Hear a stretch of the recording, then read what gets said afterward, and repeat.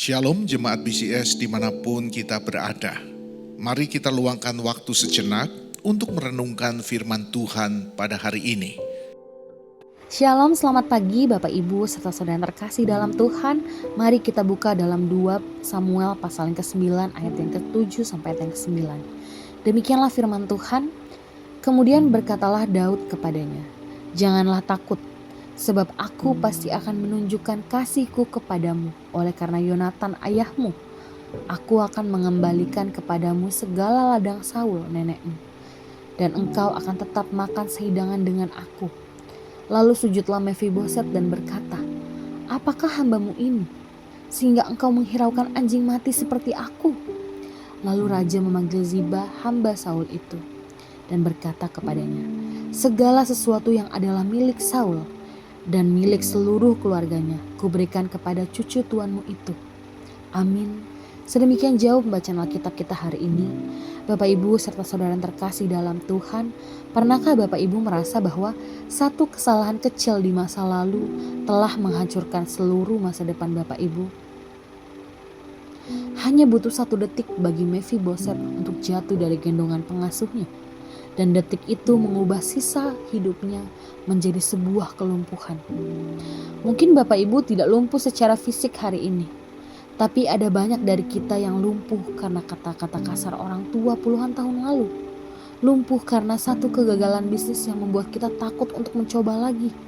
Atau lumpuh karena dosa yang membuat kita merasa Tuhan tidak mungkin lagi mencintai kita. Kita sedang tinggal di Lodebar, sebuah tempat yang sunyi, tempat yang gersang, dan yang penuh rasa malu.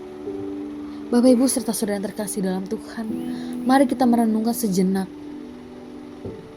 tentang Lodebar, tempat di mana suara Tuhan tidak lagi terdengar. Ini adalah sudut di mana kita menyembunyikan sisi buruk kita, kegagalan kita, dan air mata kita dari orang lain. Mefiboset bersembunyi di sana bukan hanya karena takut kepada Daud, tapi karena takut pada dirinya sendiri. Dia yakin bahwa kehadirannya hanya akan membawa penghinaan. Bapak Ibu, banyak dari kita memilih Lodebar spiritual.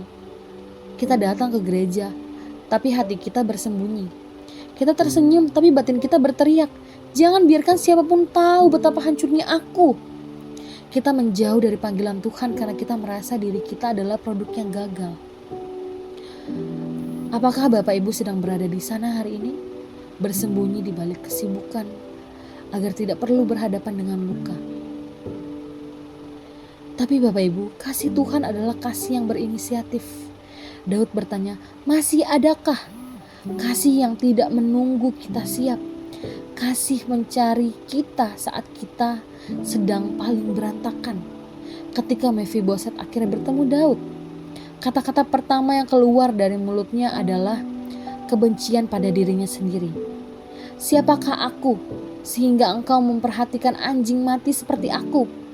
Bapak Ibu, ini adalah titik paling menyedihkan bagi seorang manusia.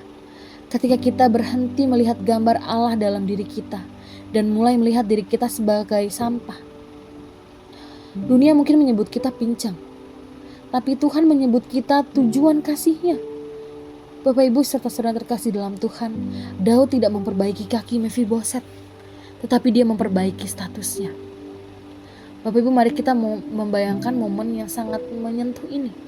Setiap malam di istana, ruang pintu perjamuan terbuka lebar, lalu masuklah para pahlawan dengan langkah tegap.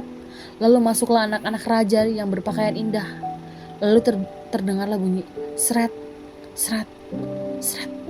Mefiboset masuk menyeret kedua kakinya yang layu. Tapi lihatlah apa yang terjadi saat dia duduk. Di atas meja yang terlihat hanya martabat seorang anak. Di bawah meja kakinya tetap lumpuh. Tetapi itu tidak lagi menjadi masalah. Karena bagi raja, siapa yang duduk di depannya jauh lebih penting daripada apa yang terjadi dengan kaki orang itu. Inilah arti anugerah di tengah kepincangan. Tuhan memeluk kita tanpa menuntut kita untuk sembuh terlebih dahulu. Bapak Ibu serta saudara terkasih dalam Tuhan, agar anugerah ini menjadi nyata dalam hidup kita, mari kita mau melakukan 3 hal. Yang pertama, berhenti menghina ciptaan Tuhan. Marilah kita buang istilah anjing mati dari kamus kita. Ketika kita menghina diri sendiri, kita sedang merendahkan Sang Pencipta yang telah menebus kita dengan darah yang mahal. Bapak Ibu, marilah kita keluar dari sunyinya Lodebar. Berhentilah bersembunyi. Milikilah satu orang atau komunitas kecil, tempat di mana Bapak Ibu bisa berkata dengan jujur, kakiku sedang lumpuh, atau aku sedang tidak baik-baik saja. Anugerah bekerja paling kuat di dalam kejujuran. Bapak Ibu serta saudara yang terkasih dalam Tuhan, mari kita berdoa. Tuhan Allah Bapa kami yang bertata dalam kerajaan surga, kami bersyukur Tuhan karena Engkau mencari kami hingga ke Lodebar hidup kami. Terima kasih Tuhan karena Engkau mencari kami. Tuhan, hari ini kami percaya bahwa anugerah Tuhan lebih besar dari kegagalan kami. Biarlah kasih Tuhan menutupi luka masa lalu kami dan memberi kami keberanian untuk melangkah maju bersama Tuhan. Tuhan, ini doa permohonan kami, hanya di dalam nama Tuhan Yesus Kristus kami berdoa. Amin. Demikian renungan harian kita pada hari ini. Mari kita terus rindu menjadi murid Kristus bersama keluarga Allah. Tuhan Yesus memberkati.